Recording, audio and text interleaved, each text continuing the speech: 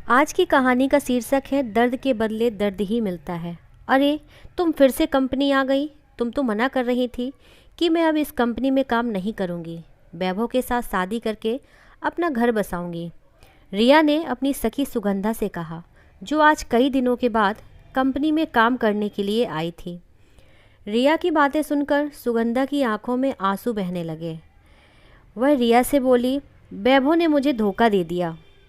मुझे छोड़कर वह किसी अमीर और खूबसूरत लड़की से शादी कर रहा है। काश मुझे पता होता कि वह मेरे साथ ऐसा करेगा तो मैं कभी भी हरीश से अपना रिश्ता न तोड़ती। उसने मुझे ऐसा दर्द दिया है कि मैं ज़िंदगी भर ना भूल पाऊंगी।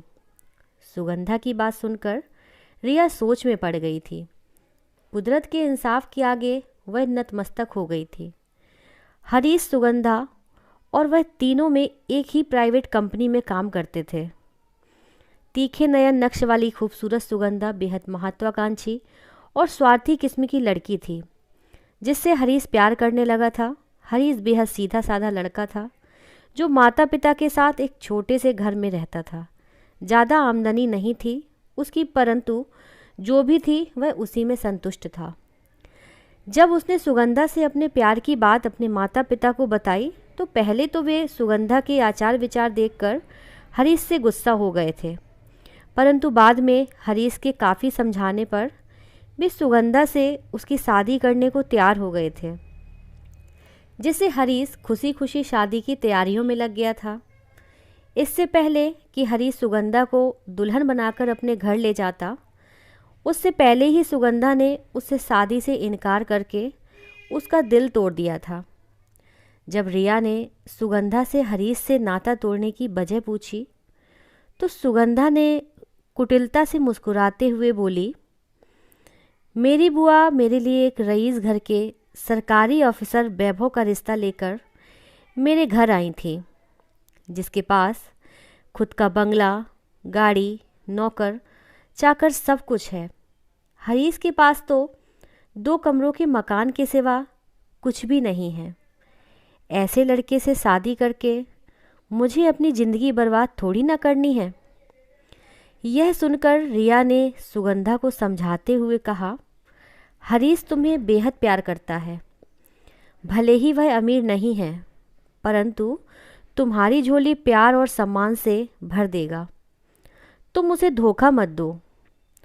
धोखा मिलने पर इंसान का दिल टूट जाता है, जिससे दिल को दर्द बहुत होता है।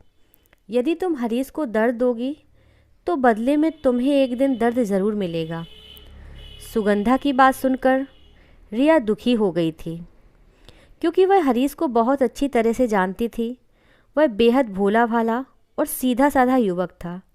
जब उसे सुगंधा और वैभव के रिश्ते के बारे में पता चला, तब उसने सुगंधा से मिलकर अपने रिश्ते को बचाने की बहुत कोशिश की, परंतु काफ़ी कोशिश करने पर भी जब सुगंधा ने उसे मिलने से साफ इनकार कर दिया, तब वह रिया के सामने यह कहकर, यदि मैं दौलतमंद नहीं तो इसमें मेरा कसूर क्या था, बहुत रोया था। तब रिया के बहुत समझाने पर वह चुप हुआ था, परंतु सुगंधा से रिश्ते टूटने के बाद वह जब कंपनी आता तो उसके चेहरे पर मुस्कुराहट की जगह दर्द की लकीरें छाई रहती थीं, जिन्हें देखकर रिया दुखी हो उठती थी और एक दिन उस कंपनी से इस्तीफा देकर हरीश रिया को बिना बताए अपने माता पिता के साथ लेकर हमेशा के लिए दूसरे शहर चला गया था। आज सुगंधा को अपने सामने रोते हुए देखकर रिया को उस पर दुख की जगह तरस आ रहा था, जिसने उसकी बात न मानकर दौलत के लालच में आकर सच्चे प्यार को ठुकराकर दर्द के बदले दर्द पा लिया था। कैसी लगी दोस्तों आपको ये कहानी? कहावत है, जैसे को तैसा ही मिलता है। आपको ये कहानी पसंद आई हो तो कमेंट बॉक्स में ज़रूर बताएं।